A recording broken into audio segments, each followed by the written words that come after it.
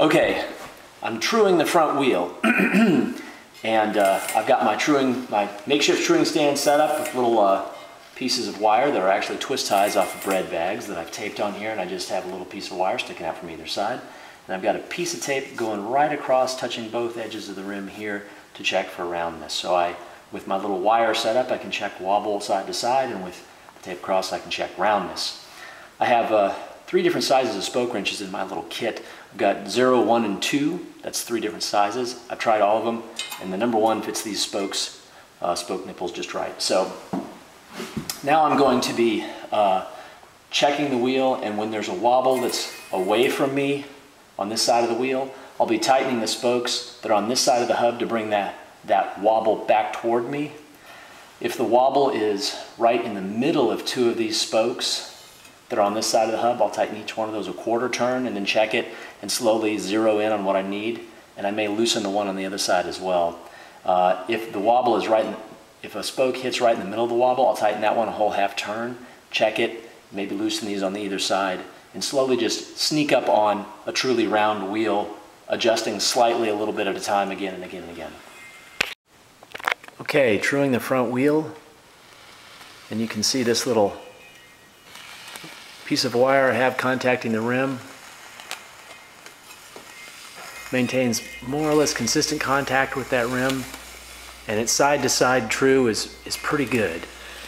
So now I need to work on the round just a bit. See how it touches the tape most of the way, and then there it jumps off. So now I'm going to tighten spokes on both, or I'm going to loosen spokes on both sides of the rim where that little dip is, to see if I can get that to come out.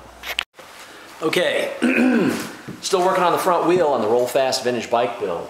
I have put new cones in and ball bearings in the front hub and cleaned it, and it is ready to go. I've put it on my flipped over bicycle that I made into a makeshift truing stand, and it is within acceptable limits of true. These wheels are at least 60 years old, so they're never going to be absolutely perfect again.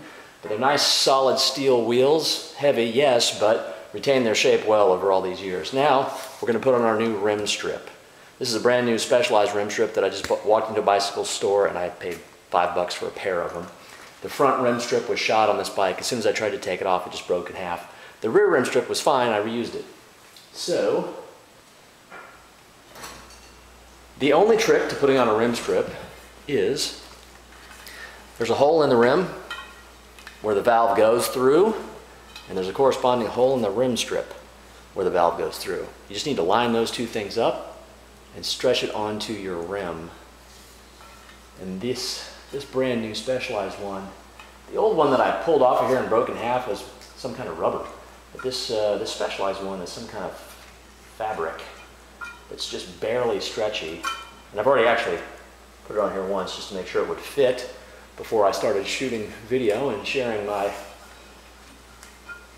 trials and tribulations with y'all. So I know this will fit, but I also know it's a bit of a pain in the butt to get on here. So I'll do my best.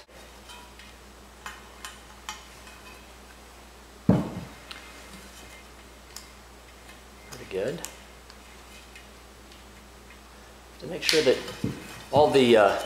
make sure that the strip is over all the nipples. Like you see the strip, I accidentally caught it on one of the nipples there. That'll cause you heartache if you don't find that and solve that situation by pulling the strip over that nipple, because it'll wear a hole in your inner tube. Your tire will go flat, and you won't see any reason for it to go flat because there won't be anything sticking in your tire. It'll drive you nuts. You'll eventually tear the whole thing apart and realize, oh my goodness, I've worn a hole in the backside of my inner tube, or poked a hole in the backside of my inner tube, because I didn't put my rim strip on right. Alright, well, you can see. The holes are darn near lined up right there. I should still be able to get my valve through there. I'll probably work on this to try to shift the strip a little bit. But that's it. New rim strip, trued front wheel, new bearings, new cones.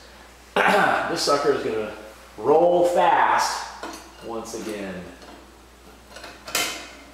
Get on there, little darling. Yes, sir. That's exactly what you want to hear. Nothing.